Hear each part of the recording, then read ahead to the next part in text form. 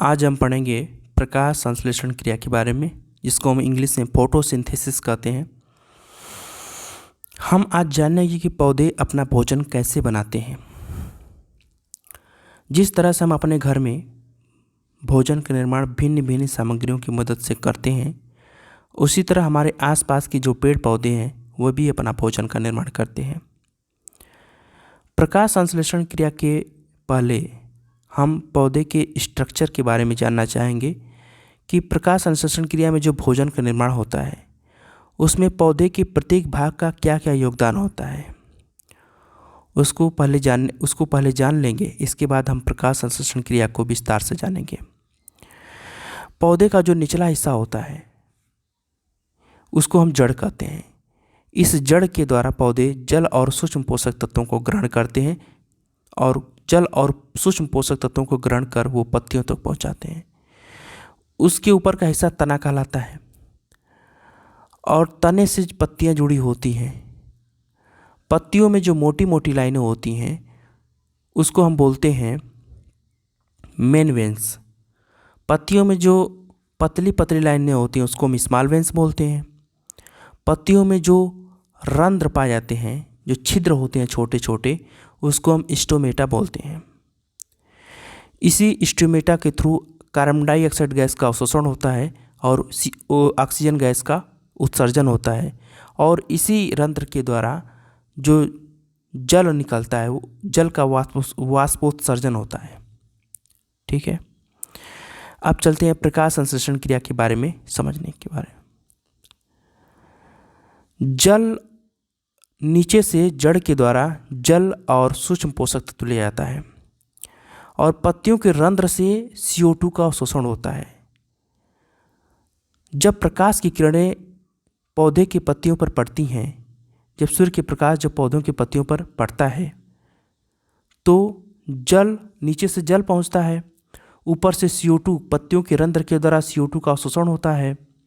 ठीक है, जल और CO2 मिलकर के कार्बोहाइड्रेट का निर्माण करते हैं जिसको ग्लूकोज कहते हैं, और ऑक्सीजन का उत्सर्जन होता है और जल का उत्पादन होता है जो कि पत्तियों के रंध्र के द्वारा, जिसको स्टोमेटा बोलते हैं, वाष्पोत्सर्जन क्रिया होती है। ठीक है, तो प्रकाश संश्लेषण की क्रिया में जल का अपघटन होता है। ये बहुत इंपॉर्टेंट क्वेश्चन बन सकता है। प्रकाश संश्लेषण की क्रिया में जल का अपघटन होता है, मतलब कि जल का अपघटन, जल विभाजित हो जाता है और अपघटन से, जल के अपघटन से ऑक्सीजन गैस का निर्माण होता है। ठीक है, एक बार और हम प्रोसेस समझ लेते हैं। पौधे अपने जड़ द्वारा पानी और माइक्रो न्यूट्रिएंट्स आदि को अवशोषित करते हैं।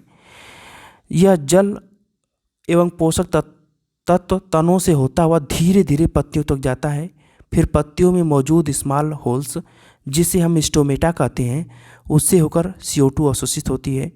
जब प्रकाश पौधों की पत्तियों पर पड़ता है तो 6 CO2 + 12 H2O मिल करके ग्लूकोज का निर्माण करते हैं, ऑक्सीजन का निर्माण करते हैं और फिर पानी निकलता है। तो ग्लूकोज तो भोजन के रूप में इस्तेमाल कर लेते हैं पौधे, ऑक्सीजन का इस्तेमाल हम लोग करते हैं, और पानी जो निकलता है पौधे के पत्तियों के रंध्र के द्वारा, वो वाष्पोत्सर्जन क्रिया के द्वारा निकलता है।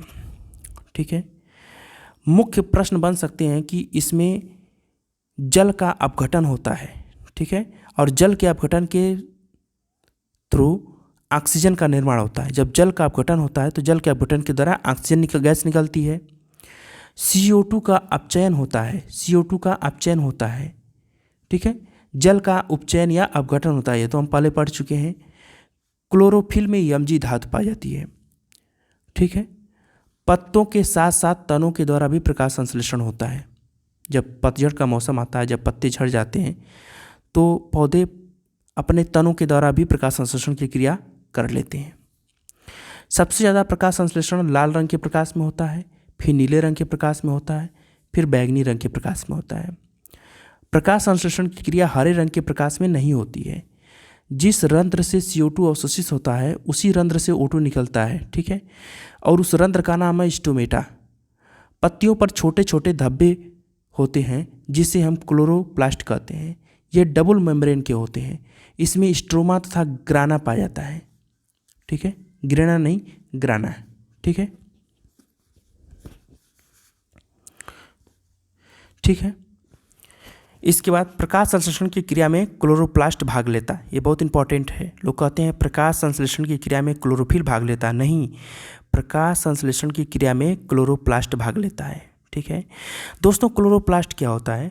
क्लोरोप्लास्ट जो होता है, पत्तियों पे जो धब्बे पाए जाते हैं, मतलब पत्तियों पे जो रंध्र पाए जाते हैं उसको तो हम स्टोमेटा बोलते हैं, लेकिन उस रंध्र के अतिरिक्त पत्तियों पर छोटे छोटे धब्बे पाए जाते हैं, उसी धब्बों को हम क्लोरोप्लास्ट कहते हैं।